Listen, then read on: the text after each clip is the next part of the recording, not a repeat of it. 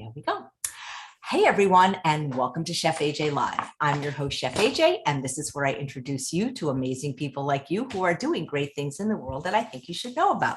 Before I introduce today's guest, I just want to remind you that the latest issue of the Forks Over Knives magazine has hit the stands. They did a story on yours truly, so I hope you'll check it out. 76 delicious whole food plant-based recipes, all with photos. So today's guest is doing amazing things in the Lehigh Valley in Pennsylvania. Her name is Dr. Meagan Grega, and please welcome her to the show. I don't know how I know you, but I just feel like I do. I think that we've been a part of this same social movement for a long, long time. And so I'm sure our paths have crossed, but I'm so excited to get a chance to talk with you today and to share with your audience all the cool things going on here in the Lehigh Valley, and also talk about the stuff. I mean, really, this stuff is going on across the country now, which makes me as a doctor very happy. I think that's so awesome. But before you talk about the Kellen Foundation, I'd love to know more about it and why it's called the Kellen Foundation. I always like to know your story, Dr. Grega. How did you first find out about a plant-based diet? How did you get interested in lifestyle medicine, having gone to a traditional medical school, which is almost my alma mater, even though I didn't graduate, the University of Pennsylvania? Absolutely. So I'm a family doc starting off. So I spend a whole lot of time, with primary care, the kind of nuts and bolts of what is going on in people's lives, all the way from kids to seniors. And as you mentioned, I did go the completely traditional medical route. I got a BS in biochemistry and cell biology from Bucknell University, did a lot of cancer research there in Dr. Mitch Chernan's lab. And then I ended up at Penn, University of Pennsylvania Medical School in all the way last century. So like back in the 90s. And that was not really a place where plant-based diets were being discussed. Actually, I would say nutrition was not being discussed much at all, other than things like for rickets and scurvy and, the vitamin deficiency diseases. And I have to say, Penn was a great place to learn to be a doctor. I learned just an amazing amount of Western medicine and how to take care of patients there. But I did not learn much about lifestyle. I did not learn much about whole food plant-based diets, or how much the impact of our food, our sleep, our exercise, our stress, like all of those things, how that affects our long-term health. I learned a whole bunch about how to take care of people with kind of the typical paradigm of procedures and pills and labs and all that stuff. And then actually I went off and became a family doc resident, which was awesome at Hunterdon Medical Center in New Jersey. And I was seeing how patients were coming back over and over again, even though we were giving them the medications for their diabetes or for their heart disease or their high blood pressure, but they weren't really getting better. It was kind of maybe slowing down that sort of train wreck of disability, but it wasn't really reversing the causes. And then actually I went into I spent some active duty time in the military. I was a active duty military Navy doc. And I was taking care of a lot of retirees down in the national capital region and seeing again, like what was happening to our warriors and to our retired warriors, that, the people that were doing the best were people who were focusing on their diet and exercise, not necessarily the people that we were optimizing their medications. And then when I got out of the Navy and started in private practice, it really started to hit me with kids. So looking at childhood obesity, and then because I'm a family doc, I see the kids all the way up through the adults, the grandparents and the parents.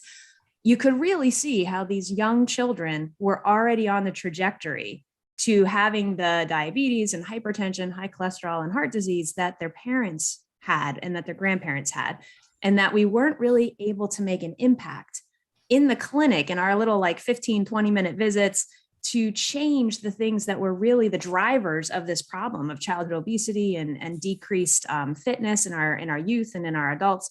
And so I really started to feel like the paradigm that I had been taught was kind of like putting Band-Aids on things. It was the best that I could do, is give them their blood pressure medicine or their diabetes medicine. And I would always talk to them about eat more fruits and vegetables, don't watch so much screen time, get outside and play, or talk to the parents about, get out and take a walk.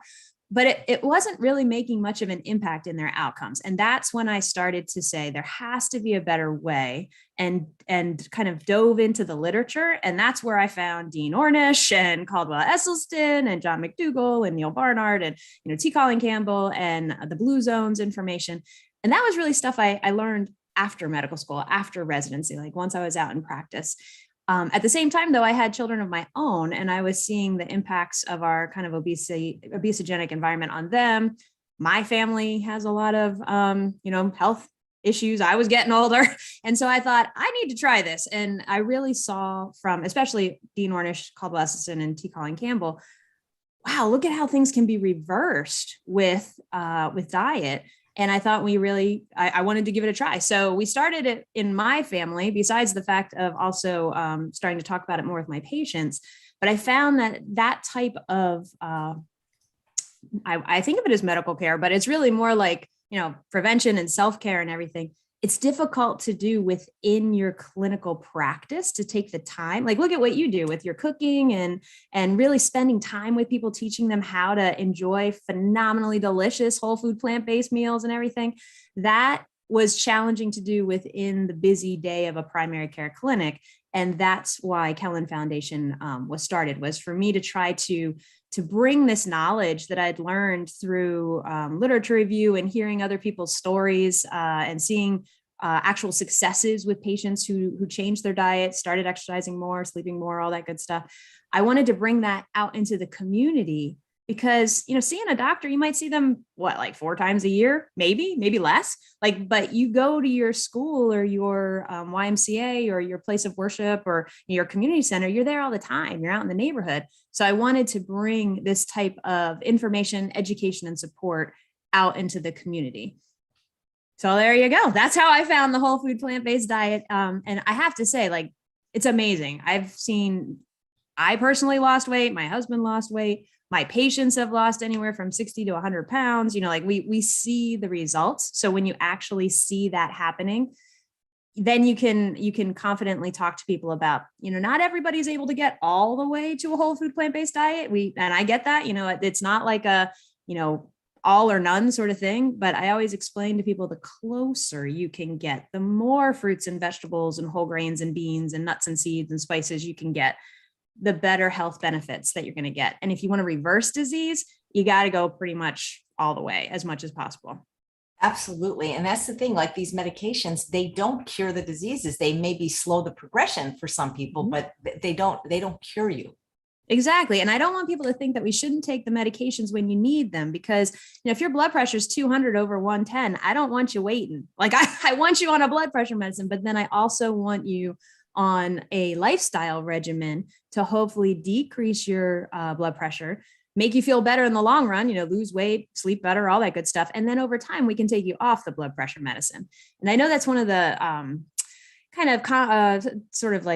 people think it maybe that lifestyle medicine doctors are anti-medication. And I wouldn't say that lifestyle medicine doctors are telling people, no, you should never take medicines for diabetes or cholesterol. But we're saying we should look at the foundation of your lifestyle first. And even if we put you on medication, we need to still look at what's going on with your life and what sort of your habits you're participating in, because there's a good chance we could get you off that medication, or at least make it that you don't get any worse and that you don't need to continue to increase it. So I feel like there's a lot of, camps controversy sometimes about traditional medicine versus lifestyle medicine versus integrative medicine, functional medicine, all this sort of stuff.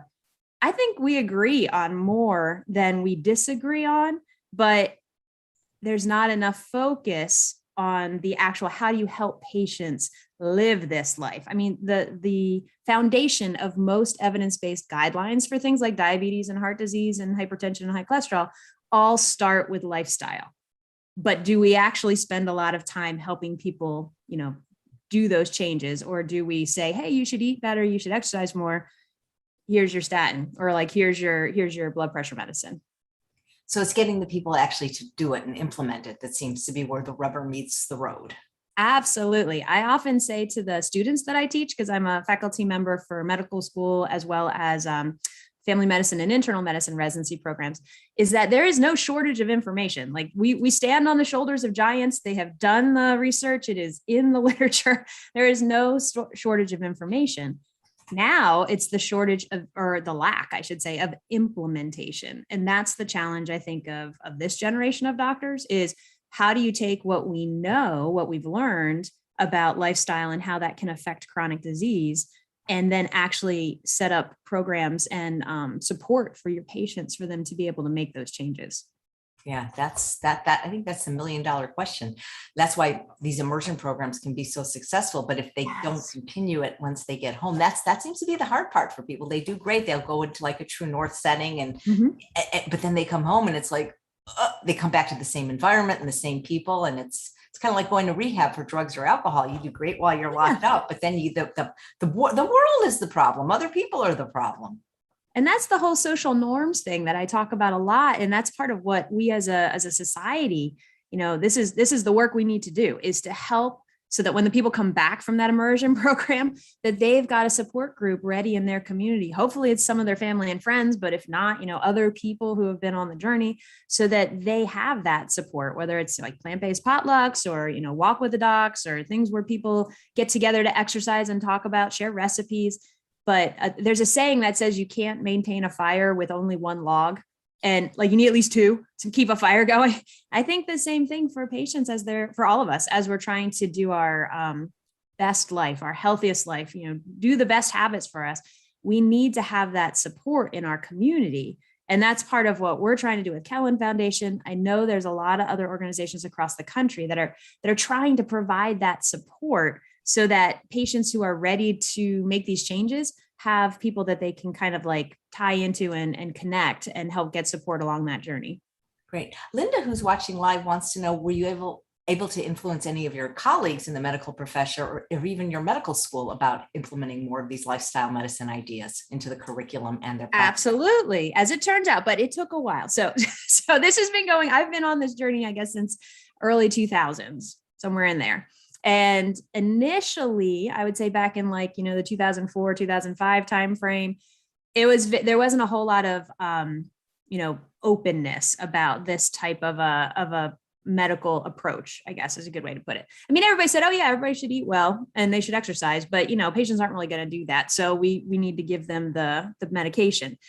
And I have found that luckily the social movement coming from doctors like me and chefs like Chef AJ and people like you, Linda, out there, people who are looking for a different option, has really made a shift. So I've been out talking in an advocacy way for probably about 15 or more than 15 years now. And it is starting to make a difference in our community. We now have actually a lifestyle medicine residency curriculum integrated into the family medicine and internal medicine residency programs here at St. Luke's Anderson campus, which is where I'm faculty. And one of the things that it's the Lewis Katz School of Medicine, Temple Medical School, one of the things they asked me to do is to give lectures on lifestyle medicine for the medical students. So we're moving in that direction. I'm actually the faculty preceptor for the lifestyle medicine interest group at our St. Luke's Temple Medical School. So new doctors, like doctors of the future, are getting very excited about this. But I also see it out in the community. Like I talk to Rotary clubs and women's groups and church groups and communities, like at the YMCA, the Silver Sneakers. More people are excited about this. So I feel like as we are all out there working with our own spheres of influence, we're starting to move the needle, that now making the healthy choice the easy choice and looking more at whole food plant-based diets is becoming more of a normal thing, as opposed to like, what do you eat? Do you just eat kale?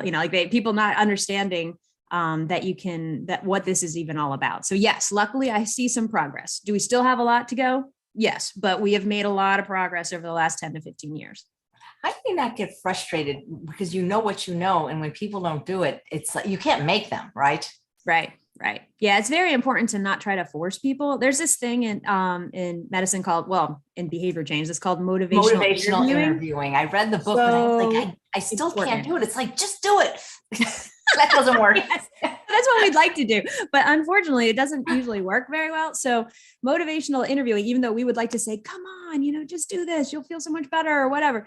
You have to figure out where patients are in their mental state, in their willingness to change, and meet them where they are and try to help move them down the road. So for example, if they are in what's called pre-contemplation in motivational interviewing, that means they don't want to talk about it. So whether it has to do with tobacco cessation, alcohol use, exercise, whatever, if they're in pre-contemplation, that means they're really not ready to budge. And in that case, I just say, I really feel like if it's diet, for example, I really feel like some changes in your diet towards more fruits and vegetables, nuts and seeds and whole grains. I try not to label anything, say like vegan or vegetarian. Like I try to just give them examples of what what would help them if they ate it, as opposed to putting like a specific name on, because I feel like there's a lot of like political reaction sometimes to people with the names.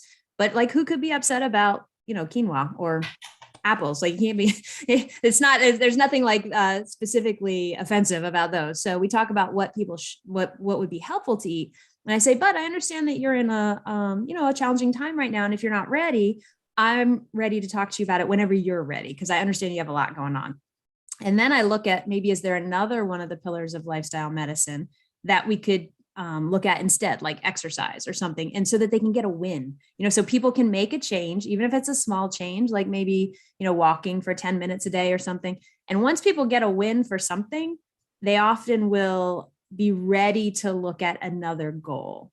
So there's pre-contemplation. Contemplation is all about, hey, I'm thinking about it. I'm not quite ready yet, but I am thinking about it. Give me more information. Those are great people to talk to, because then you can give them a little bit of information. Don't push them too hard, and then let them sit and chew on it for a while. And after a couple of days, weeks, whatever, they might be ready to go to the next stage, which is preparation, which is saying, okay, I'm ready to do it. What's my plan? And then you get to action, which is like, okay, I'm doing it. Let's try and keep doing it. Then there's maintenance. After you've been in action for a while, then there's maintenance. And that's a great place to help people too.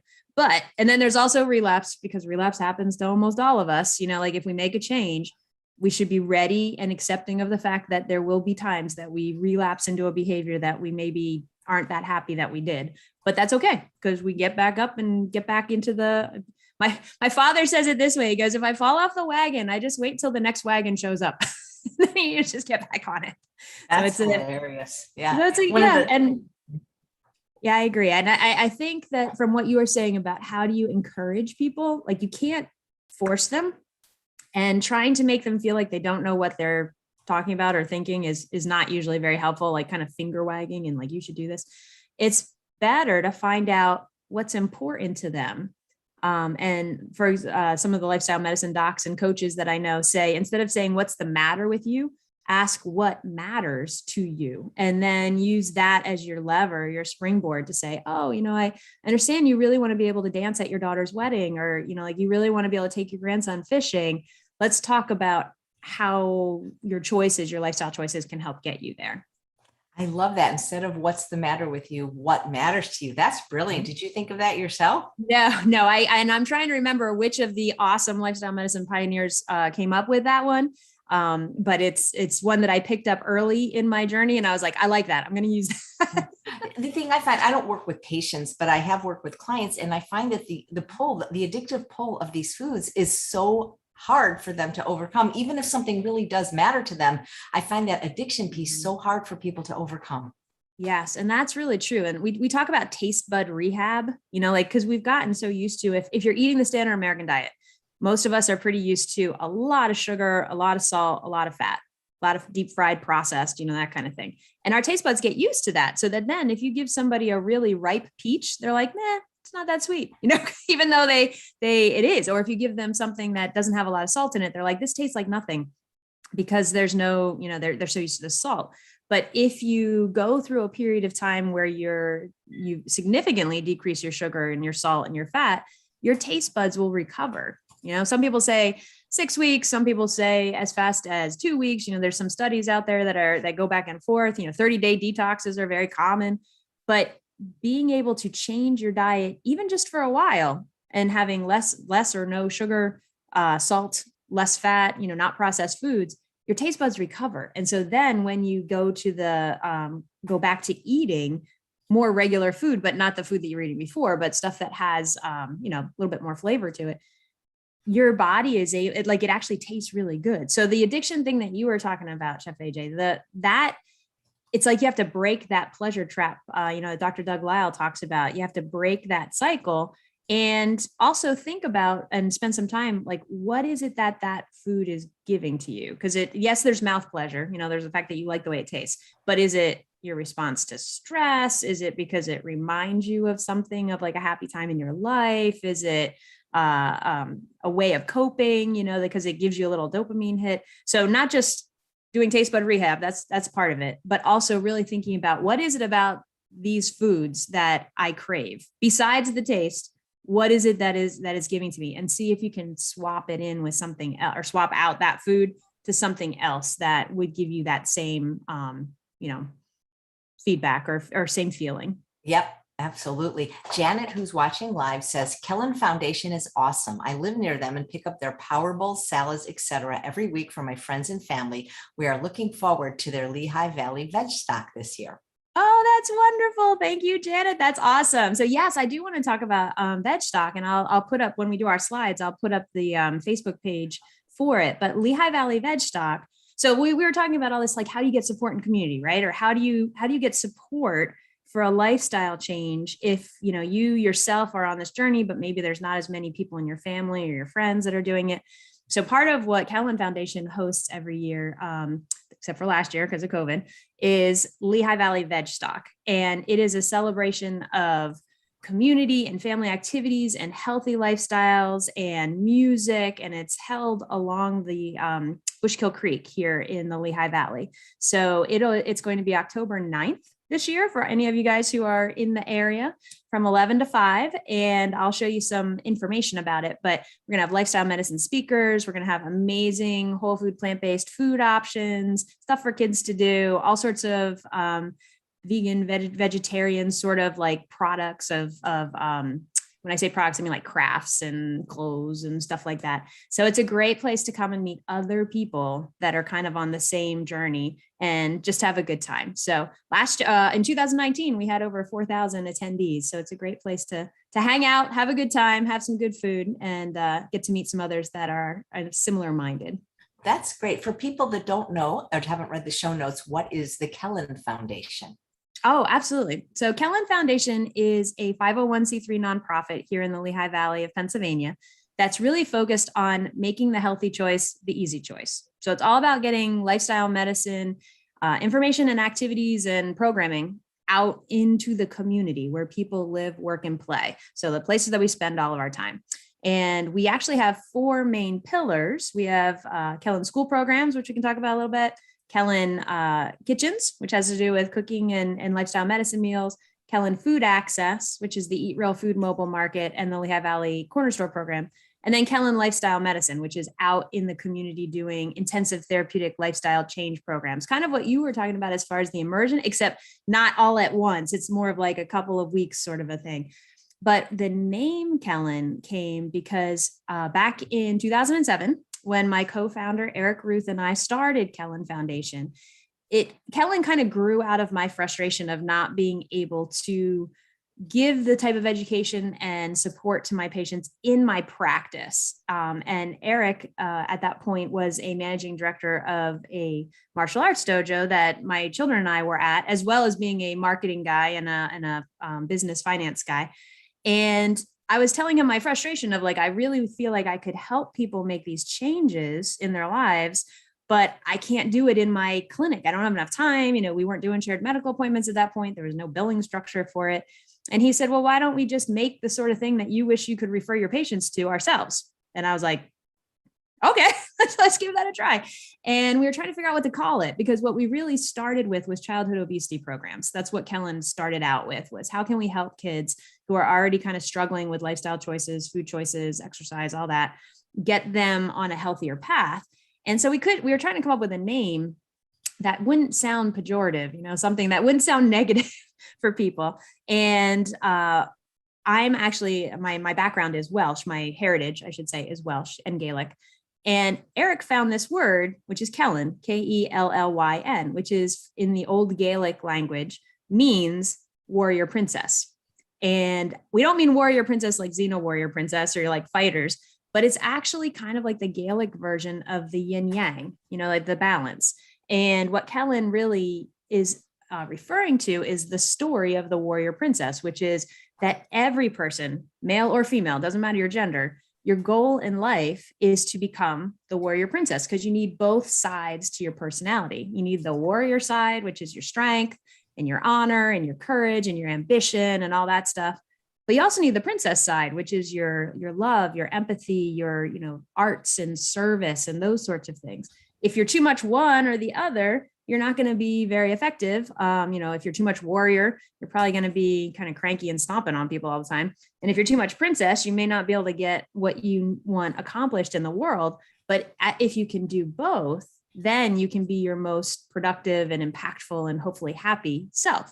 So he said, why don't we call it Kellan Foundation? Because it's not about a number. It's not about a chronic disease. It's not about how much you weigh or what.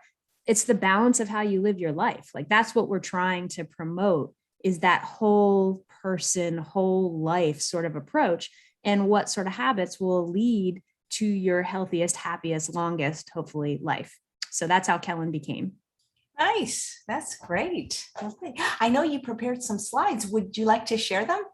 Oh, absolutely. All right. So let's pop those. By the way, you look so young. I mean, all the doctors on this show just look like so young. It's incredible. It's the vegetables. I think it is. I'm not kidding. I think it is. I think there's something in them that does something to aging and especially our skin. Yeah, no, I agree with you. I actually was at this was my 25th college reunion. This was a while ago. And I was there with my husband and I, and one of our friends, because we both actually went to the same college at Bucknell. And one of the classmates that we had came up to me and he hadn't seen me in a long time. And he came up at one of the, events for our reunion. And he goes, do you sleep in preservative every night? And I was like, what do you mean?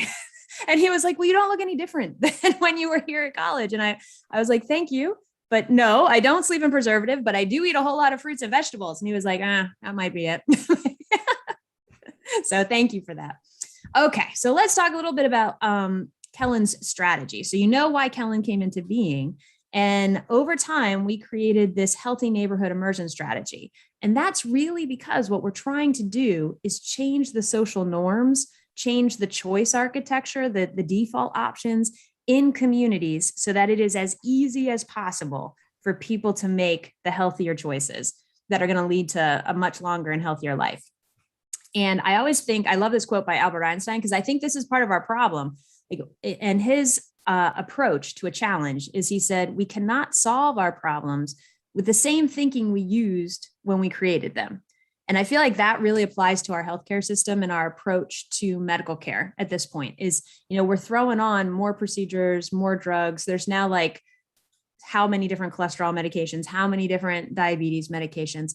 We're doing the same thing. Like we're using the same thinking about how to attack these problems. And I really think it's time that we step outside the box and flip it a little bit and use different thinking about how we can solve some of these problems in our community that are healthcare related, but they're also, social justice, health equity related, and they're definitely related to our planet and how the health of our planet. So I always love this slide because it just goes to show we think that the doctors and the nurses and the health networks are so important, and they are. I mean, if you're going to have something like a car accident or you have an aneurysm or something acutely wrong, you definitely want to have access to the best clinical care possible. Your doctors, your nurses, your health networks. However, if you look, and this Robert Wood Johnson infographic shows it pretty well, if you look long term, the impact of the quality of the clinical care that we receive is only about 20% of what turns out to be our mortality and morbidity outcomes.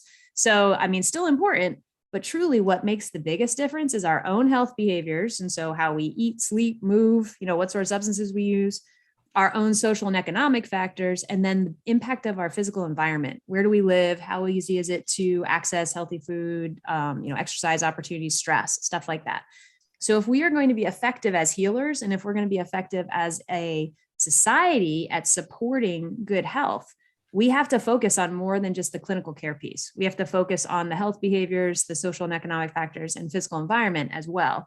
And all of that stuff is outside our walls. That's out in the community.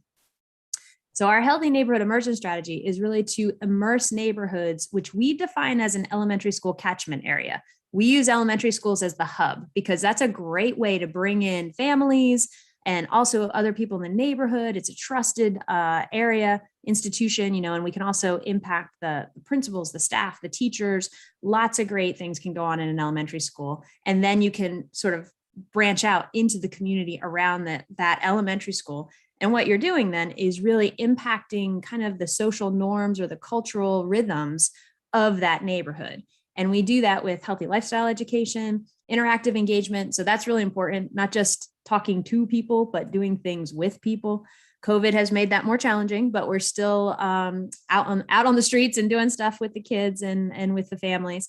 And then also the fresh local food access, because if you teach people how to cook the way like that you do, Chef AJ, but they don't have access to the ingredients, that makes it really challenging for them to be able to make these changes. So access is important. And our goal is to make the healthy choice the easy choice. So those 4 cornerstones, like I said, we already talked about, is Kellen Schools, the Kellen Food Access, Kellen Kitchens, and Kellen Lifestyle Medicine.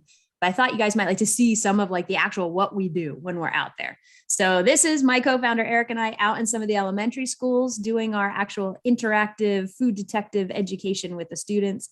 We go to 3rd grade, 4th grade, and 5th grade in all of the elementary schools in many of our districts in the area. And we're still advancing into some of the elementary schools in some of our districts. But right now we're in actually 9 different school districts in the Lehigh Valley.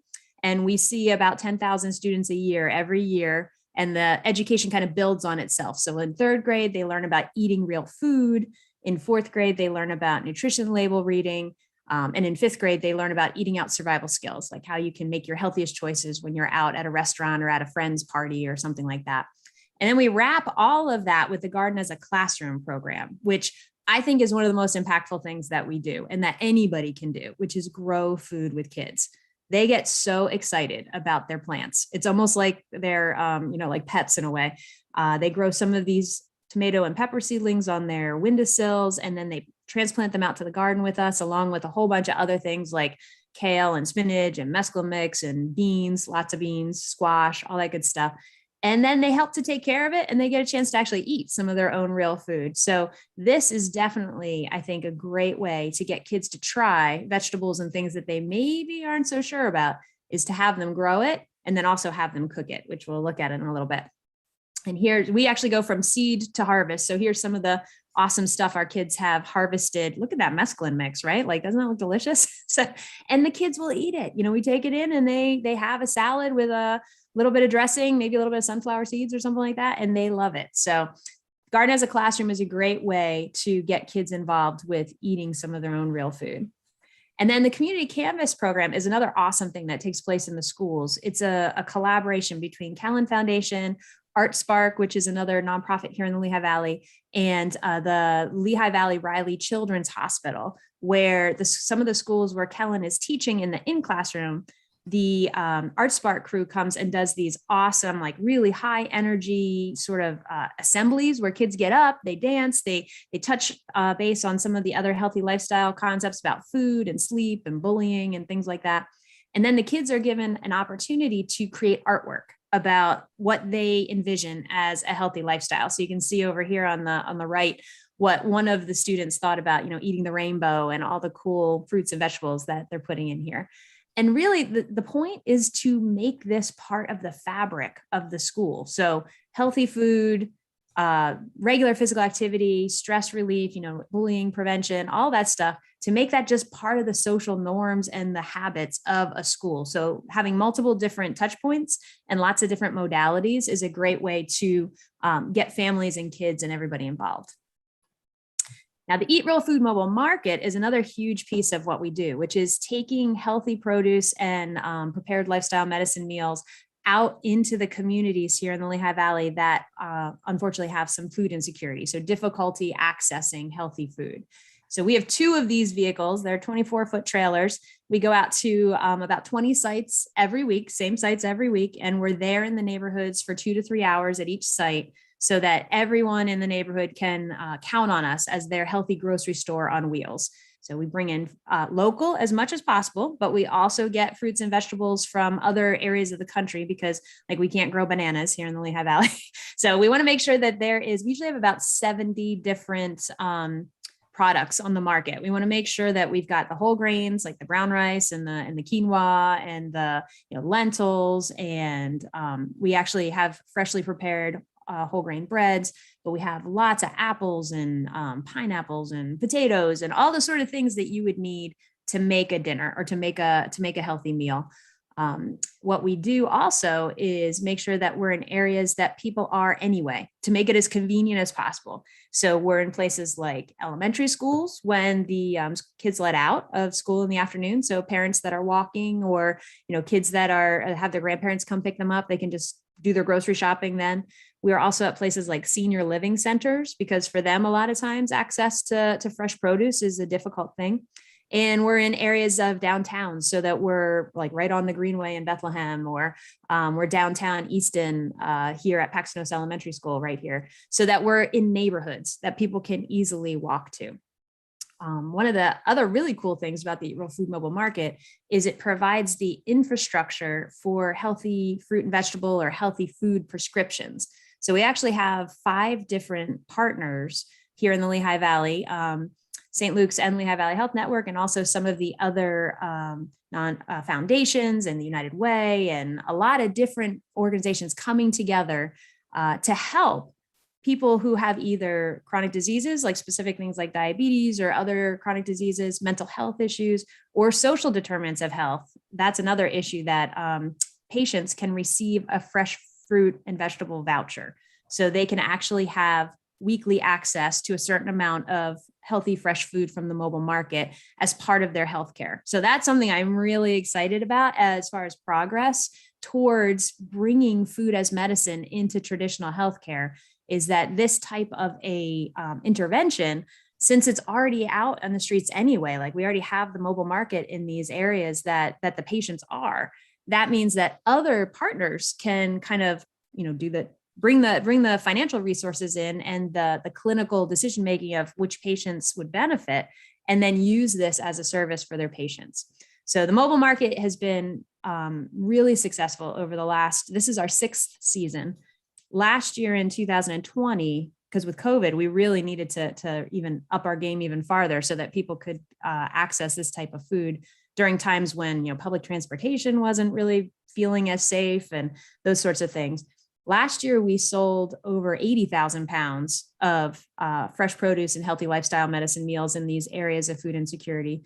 And we passed that benchmark in July of this year. So I expect that by the end of the year, we'll probably be close up to around 150,000 pounds of food, which to me shows that people want to eat this food. It's not that they, because when we first started this program, we had a lot of supporters here in the Lehigh Valley. And then we also had people who were like, people aren't going to want to eat fruits and vegetables. So it's kind of a waste of time to go take this trailer out into the neighborhoods.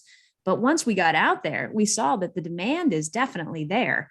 It's just that the food needs to be accessible, convenient, and affordable, and that people definitely would like to be eating more of this healthy food in their diet. So you can see we try to make it as convenient as possible. We go to senior centers over here, but we're also at elementary schools. This is one of our youngest customers, showing up and grabbing her banana. And it also makes it a lot easier for people who have some mobility issues. We are out in the fresh air, in the communities, in the parking lots and things like that. So it's easier for people to access. And it's also usually becomes almost like a social event. Each mobile market site, a lot of people are there talking, hanging out. We have other partners that come, like the YMCA, the Census Bureau, the United Way, different hospitals will send some of their staff to do programming along with the mobile market. So it's like has the infrastructure there in the communities where people are going to be gathering anyway. And then we can add on other services depending on what some of our partners would like to do. So I've really enjoyed the relationship part of what the mobile market has been able to accomplish here in the Lehigh Valley. Like one of your listeners said, I think that she comes on a regular basis as well. So that's awesome. And then another piece of that is the Lehigh Valley Corner Store Initiative, which is providing produce to our corner stores in these neighborhoods. So places that Kellan Foundation brings the trailer. We also try to partner with local corner stores because they're there 24/7. Like we're only there for a couple hours every week. They're there all the time. So we try to partner with them to provide the fruits and vegetables at a wholesale price so that they can get small orders frequently and provide this for their customers as well.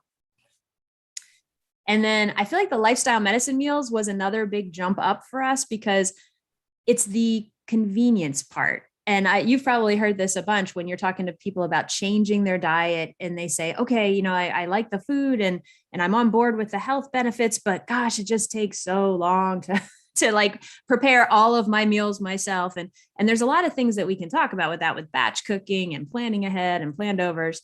But most of us have spent a lot of our lives, you know, getting takeout food or going to restaurants or, you know, having some of that convenience.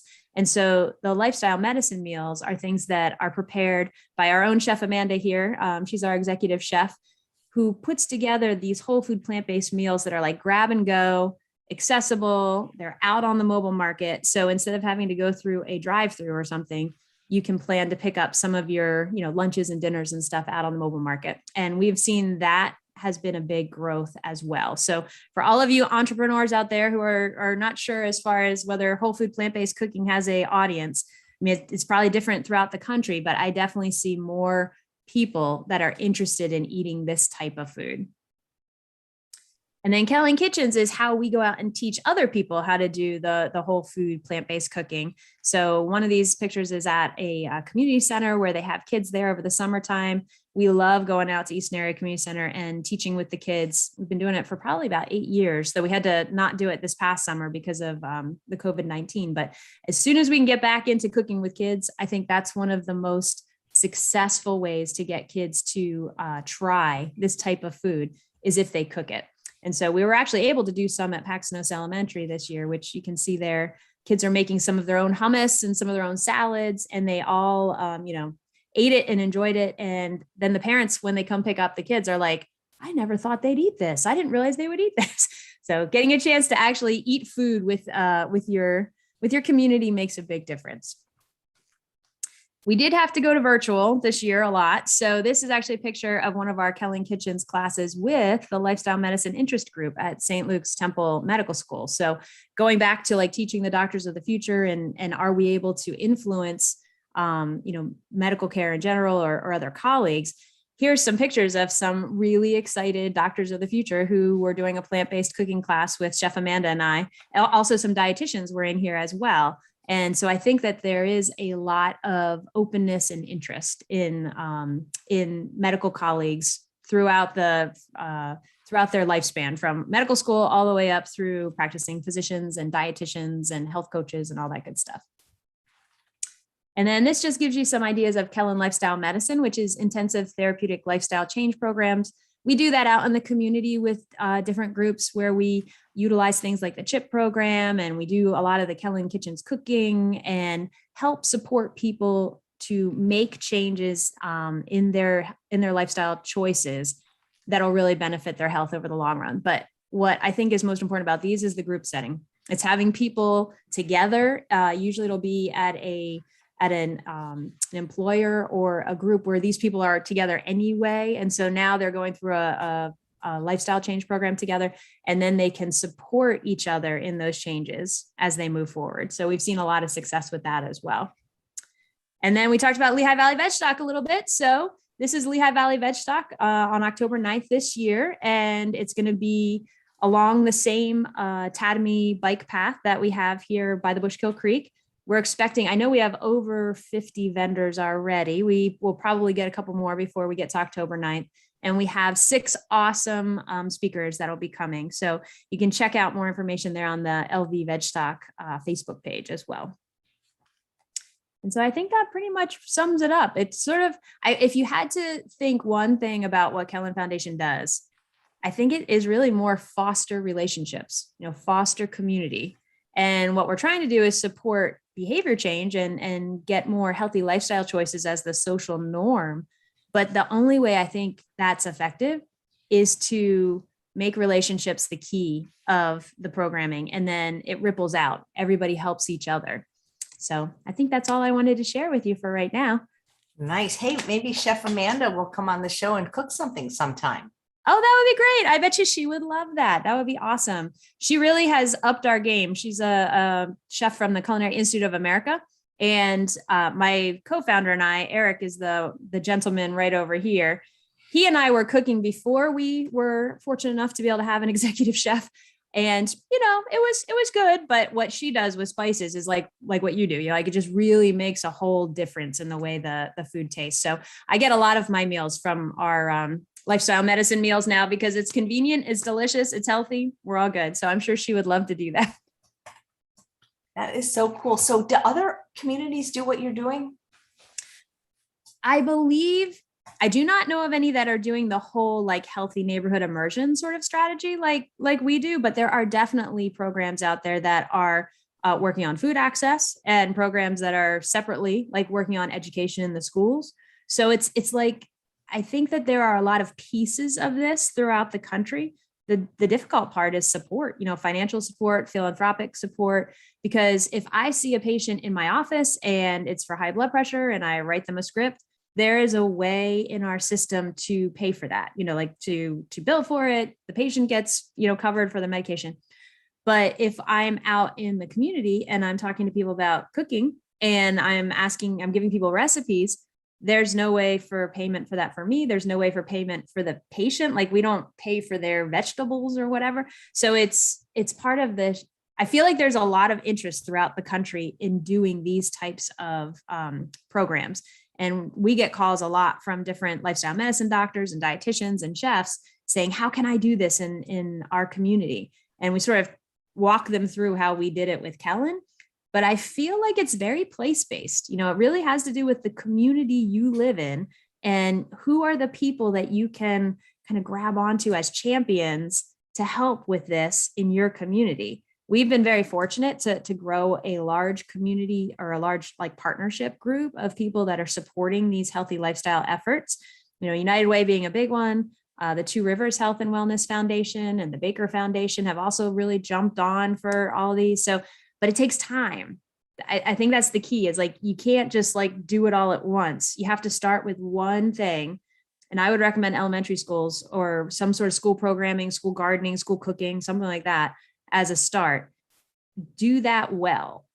Make a name for yourself or a reputation, I should say, like show that you can do this well.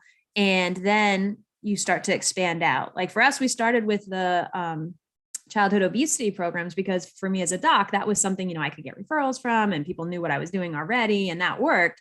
And then we went to the schools because we realized that even though people were doing very well in our intervention programs, like what you said with the immersion, like when people were actually doing our intervention program, families were doing really well. But when they finished, they went back out into the obesogenic environment and they struggled. And so we said, well, how can we help change that? And schools are a great way to start changing that. So then we went to that, then we went to cooking, then we added on the food access. So I would say for people who are interested in doing stuff like this, take a long horizon. Like don't be frustrated that you can't do everything all at once. Start with one thing. It'll make an impact and it'll draw more like-minded people to you. You made so many great points. Like there really is not a lot of money in prevention, is there? No, unfortunately. And you know what? The thing is too, for lifestyle medicine, you can do treatment and reversal with this stuff too. Not everything, it doesn't fix everything, but it does really like you can make a huge impact on diabetes, heart disease, high blood pressure, obesity with a lifestyle therapy, but it's not reimbursed in the same way. It's not covered in the same way that our medications are. Well, then somebody has to work that out. Like Dr. Ornish was able to get his program covered. Somebody has to figure out how people in lifestyle medicine can make just as good living doing the right thing. It's interesting because you said this at the beginning of your presentation, and it's on the Kellan Foundation website, making the healthy choice the easy choice. The problem is not only is the environment obesogenic, but the unhealthy choice is the easy choice. Yes, exactly. And so I'm happy to say that the American College of Lifestyle Medicine is really trying to work on the reimbursement piece. I'm the co-chair of their reimbursement interest group, along with Dr. John Gobble, who is a dietitian.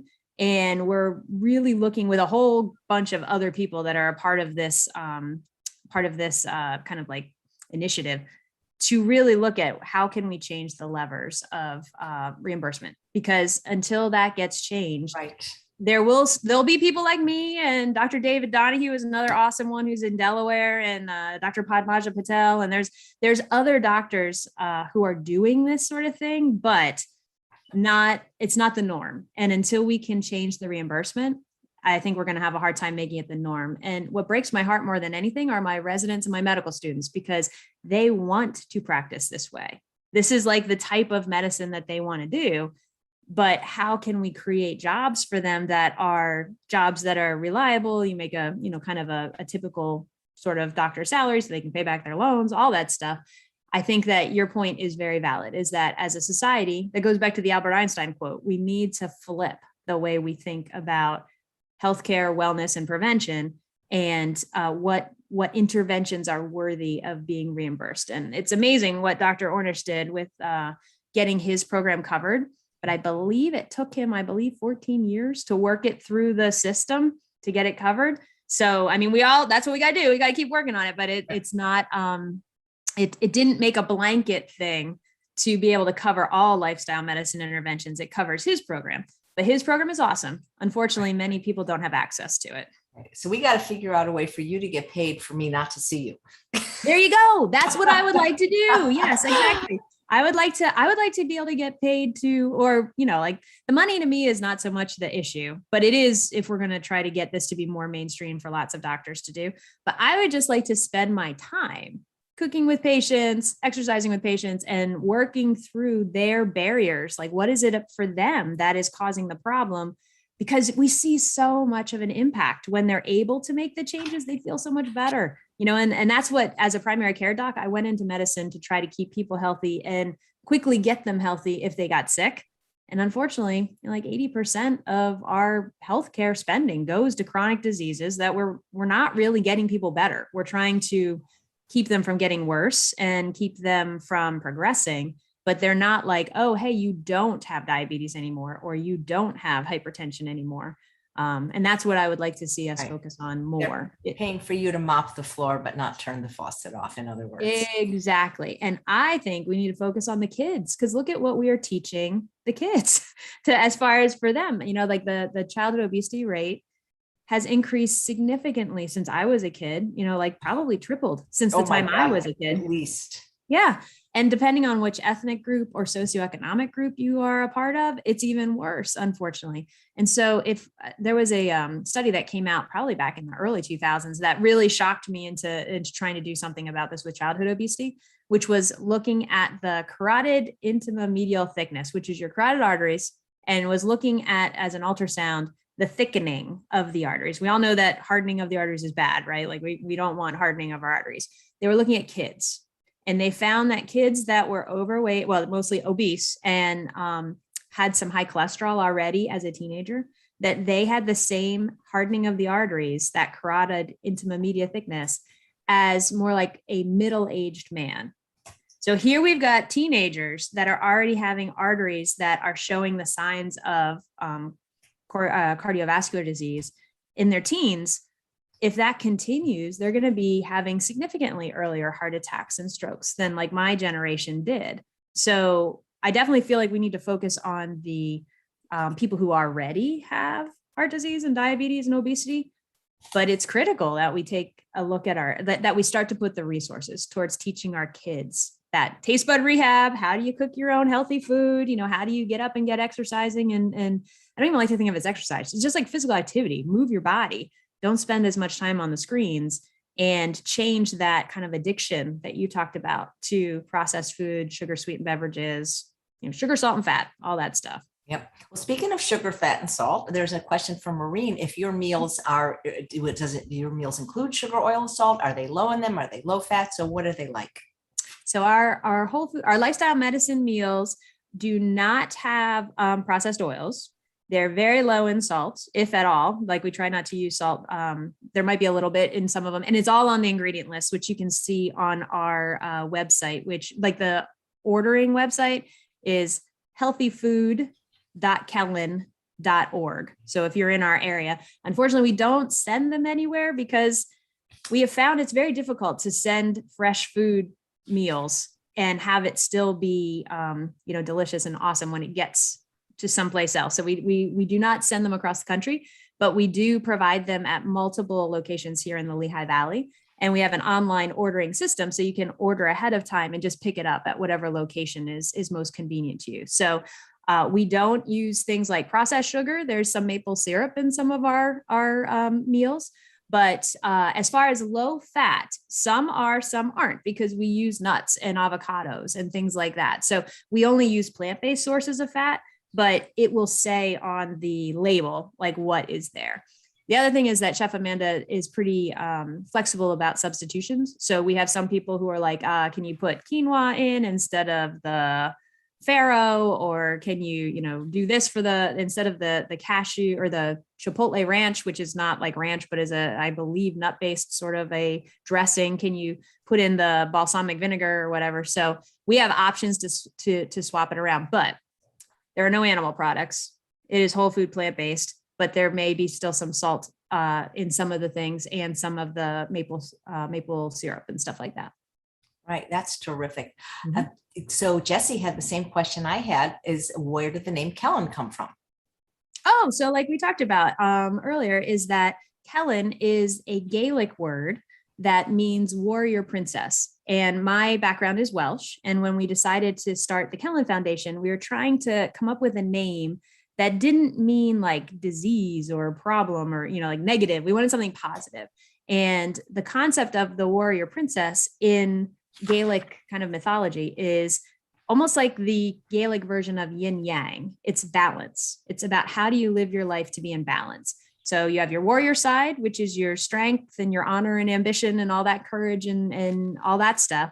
But you also have a princess side, which has to do with your service and your empathy and love and artistic side.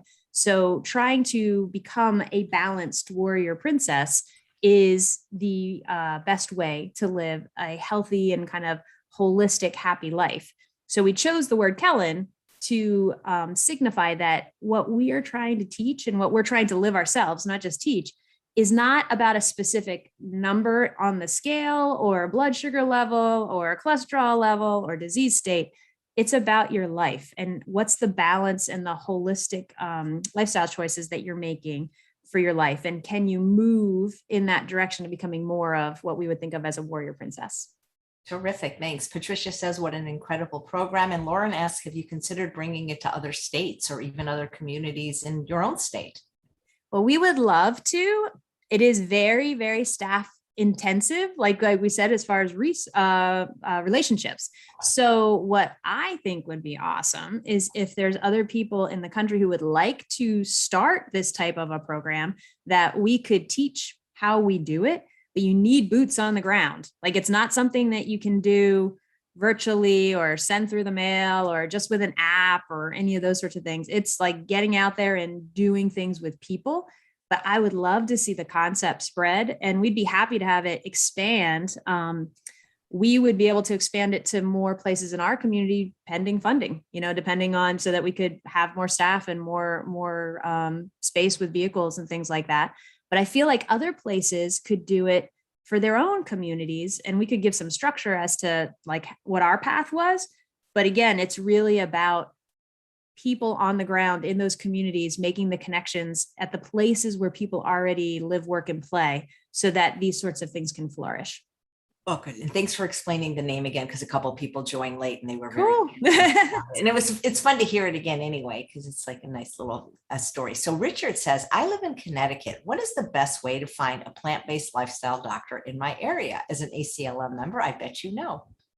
Yes. Well, I know, because I just spoke to ACLM yesterday about this topic, and that their website is undergoing a little bit of a refresh, but they will have back up the lifestyle medicine docs like listing directory. So the American College of Lifestyle Medicine, their website is lifestylemedicine.org, I believe but if you put in American College of Lifestyle Medicine, it'll pop up. And actually, having said, because I wanted to make sure I said this too, which is the American College of Lifestyle Medicine annual meeting is coming up November 7th through 10th. So it's only a couple more weeks away, and it's virtual this year because of COVID precautions. So anybody could sign up and like learn virtually all these. There's going to be phenomenal doctors and dietitians and health coaches and behavioral health people that are doing presentations on lifestyle medicine topics.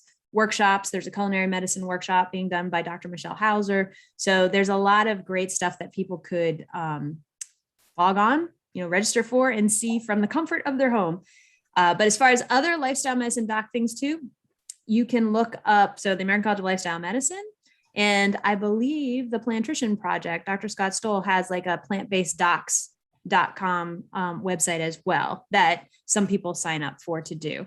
One of the other places is I believe you can go on the American Board of Lifestyle Medicine website and find where there are diplomates, people that have taken the lifestyle medicine boards where they might be in your neighborhood or in your state. So you could look at it that way too. I've been talking to past president, Dr. Dexter Sherney, and we're going to be doing 7 days worth of shows with ACLM next year in the last week of January. So I can't wait. Maybe some of those names you mentioned will be the guests. Oh, that's cool. So you're going to be doing like interviews with all these different people? All of them. And then Awesome. and I think the president or somebody's going to co-host it with me. So I'm very cool. excited because I just love lifestyle medicine. It's so cool. If I was a doctor, that's the kind I would be. For sure. Well, let's ask a fun personal question. What do you eat, Dr. Grega, like in a day? People love to know what makes our guests look so happy and healthy and young looking. Awesome. Well, my go-to breakfast is oatmeal. So it's Everybody usually says that. I mean, Neil Barnard, he eats beans and greens. That is like that is everybody's breakfast. Am I the only one that doesn't like oatmeal in the world? Okay. Yeah, I know. But yeah, no, it's funny. Because it makes you feel so full. So my oatmeal, I usually will have some type of fruit, whatever fruit is around from the mobile market. So like, the one I ate this morning had pears and peaches because it's pears and peaches season here in the Lehigh Valley right now. So pears and peaches, but it could be any fruit. And usually I'll throw in some dried raisins or dried craisins or something like that too. And I make it like a week's worth, or I don't know, several days worth at a time. So with the steel cut oats that you put in there, and then it's so easy to just like heat it up in the morning. Next thing, I use a little bit of fig infused balsamic vinegar on it. Well, guess what? You're going to get 2 free bottles of vinegar for being on the show. You can pick fig or any other flavor you want. Maybe you'll try chocolate next time. Yeah. Oh, that sounds awesome. Because I mean, vinegar is such a great. First of all, it's great for moderating your blood sugar from after you eat, but it also just adds that great flavor. So I don't put sugar on my oatmeal. I just put some of that vinegar on my oatmeal, and I usually put a handful of walnuts. I think walnuts are really important for brain health and all sorts of good things with omega-3s and make you feel full. So if I have my oatmeal in the morning, then I'm not really, that really helps me feel full for the rest of the craziness of my day until I get a chance to eat again. I don't always eat 3 meals a day. Sometimes I only end up with 2 meals a day, depending on how, life is. So what I would usually eat for my second and possibly third, depending meal of the day would be something like one of my favorites is our 3-bean sweet potato chili. That's easy to have in the fridge and in the freezer and heat up and have that maybe with some whole grain crackers or, have it over quinoa or, have a baked potato with it, something like that. I love baked potatoes. I love baked sweet potatoes. I love baked regular potatoes. They're my emergency food. Like I always have some baked sweet potatoes or regular potatoes in my fridge because if I get home and I am starving, I can take one of them out and like put some spicy brown mustard on it or something. And it holds you over. I love stir fries. I do a lot of stir fries with veggies and put it either over things like brown rice or quinoa or, whole grain, high protein pasta, that has some of the chickpea flour in it and stuff like that. So I do a lot of those. And as it gets colder, I do more of like the soups, the veggie soups, the real hearty ones with, chickpeas and sweet potatoes and, onions and peppers and stuff. In the summertime, I do more of the salad things like there's a Thai salad that we make that is really good with edamame and has a little bit of spicy peanut dressing on it. So those are kind of like the things. And my favorite dessert is, if I'm going to have something a little sweet, is dark chocolate covered almonds. Like just a couple dark chocolate covered almonds I don't have them every day, but if I'm looking for something that's like a sweet thing, that's one. And the other thing every once in a while is dark chocolate chia seed pudding. That's really good. Not all the time. That's too much. It'd be too much to have it all the time. But like if you're looking for something, I take stuff like that to picnics or to parties because nobody knows that's plant-based. And it's a ton of really good stuff. I joke to my the people when I'm teaching the cooking classes, that there's more nutrition in that chocolate chia seed pudding than most people have in their meals. So it's a dessert, but it has so much protein, so much fiber, and all sorts of other good stuff too. Nice. That's fantastic. Do you have time for exercise? I mostly walk. I would love to have more time for exercise. But I do most of my exercise as like brisk walking with either my dog. My daughter has dogs as well, so we all go out. I like to go hiking when I have time. I really enjoy bike riding. The only issue is that takes more time. Like you have to practice. Where I am, I have to actually put my bike on my car, take it to a place where there's like trails and things. We have a lot of good trails here in the Lehigh Valley. So when I have a little bit of extra time, I love to go bike riding. And that's actually one of my support things that I do with some of my, our couple friends is we try to, like my husband and I and a couple other couples will go out biking on the rail trails, especially during the nicer weather. So I'm excited that fall is here because that's a good time to get out and do that. I have trained in martial arts in the past, and I would love to get back into doing that, but COVID kind of calmed, our group classes stopped. So I haven't been doing that for a while. So at this point, most of what I do is a little bit of yoga, lots of walking. I walk, pretty much almost every day, and bike riding and hiking. I love getting out in nature one way or the other. Well, you're a military gal, right? So you probably have some combat training. I did. Yep, I did. And also I'm actually a black belt in martial arts. And so I love teaching that. That just is something that I haven't really had time to do a lot in the recent past. So maybe someday in the future. That's so cool. Let's see. Oh, I saw a question about thinning hair and menopause. If you have any, here's from Mary. Do you have any advice on that? Oh, thinning hair is a rough one because that is a often hormonal fluctuation sort of thing. So I don't have really good advice other than in general with menopausal symptoms that having things like with soy products is been shown to be helpful with things like hot flashes and stuff like that. So that would be something that you could consider, like tofu is a great, or edamame or miso, things like that. But I don't have good suggestions about the thinning hair part in regards to whole food plant-based diets, other than the fact that eating a whole food plant-based diet in general is going to decrease inflammation. So that's going to be good as far as for all of your metabolic processes. And it's going to give you the vitamins and the minerals and things that you need for all of your cells. And hair is one of those really rapidly turning over cells. So the more you can provide the kind of like fuel that they need, the better. Great. Well, thank you. God, it was so fun talking to you. I love the work you're doing. And I wish other organizations would do this in their communities, because I think it's just, I mean, I would, if there was one here, I'd volunteer for it. Oh, that would be awesome. I don't know if I have the wherewithal to start it. Like you say, I mean, it needs, like you say, you need boots on the ground, you need funds, that kind of thing. Nobody seems to be interested in lifestyle medicine in the desert. They're all old and they,